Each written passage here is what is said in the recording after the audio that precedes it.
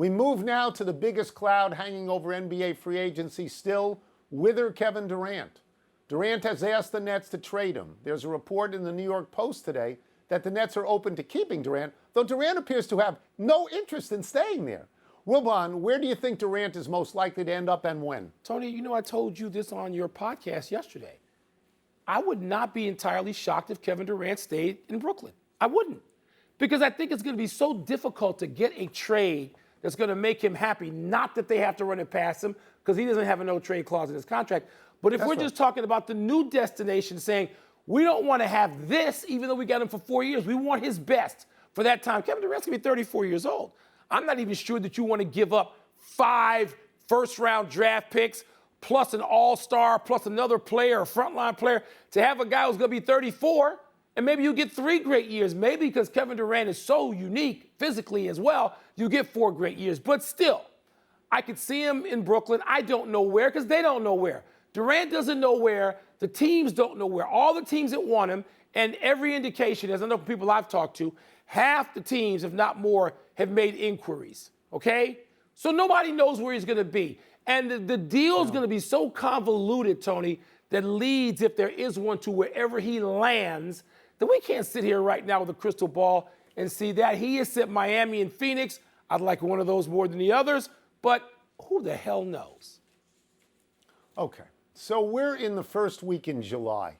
So I'm going to sit here and I'm going to wait for Kevin Durant to go wherever he wants to go and take all the time you need. It doesn't matter to me. Wherever he lands is going to be a contending team. Obviously, everybody knows that, because he's a great player. Even as his age advances, he's still a great, great, great player.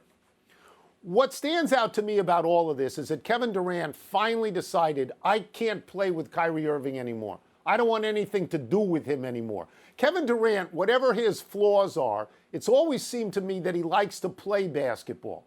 He gets hurt and he can't play, but Kyrie Irving just doesn't like to play and just stops playing whenever he doesn't want to play. And Mike, I cannot separate this timeline.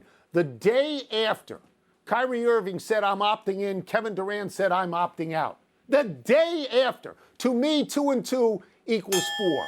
I don't think they will go anywhere together outside of Brooklyn to play, and I don't know what they're going to do. I will say this about Kevin Durant. I have the numbers somewhere here. I think he's played 90 games.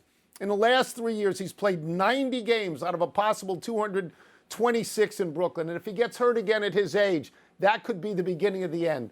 People in D.C., of course, say, let him come home. He's not coming to D.C. No, They're not going to trade Bradley Beal. But Bradley Beal and Kyrie Irving can't play together. The most interesting thing to me would be if he went to Golden State. But, Mike, we've talked about this, you and I.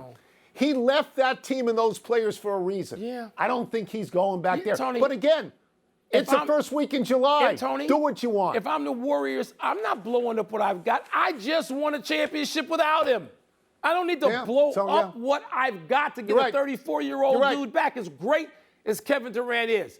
And the thing I'm left with Kyrie Irving is the 2 greatest players of his generation, LeBron James and Kevin Durant, he couldn't get along with the 2 of them.